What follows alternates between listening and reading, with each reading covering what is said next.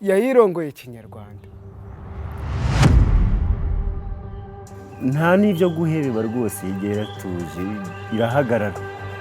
Ko ngiye narangewe nagiraga gutya nta byo kuyagaza kuko singurura. Kuyikomanga gutya ku mugongo yabaga izi ngo duhagarara. Yarayifite gutya yayecegatiye ihene, genda mwibonera ihene arimo ayirongora pe nk'uko umugabo arongora. Jewe nabibonye ari uko abana, abagore, abasaza, abakecuru bahuruye. Ati Patrick yafashe ya hene y'iwabo, ati dore n'amatelefone bafotora. Ko kubona polisi mbona yaje nyine.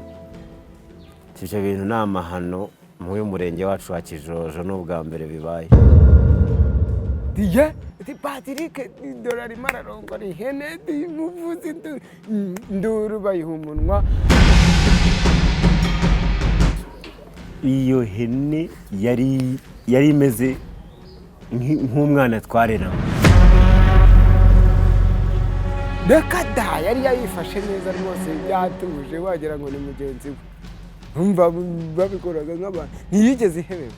Iyi nkuru ya Patrick yuzuyemo amahano ariko irimo n'amasomo akomeye.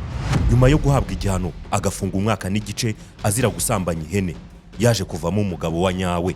Ubu akaba ari umugabo ufite umugore ndetse n'abana. Nkuru tugiye kuyinjiramo yose uko yakabaye. Turi Be Proud.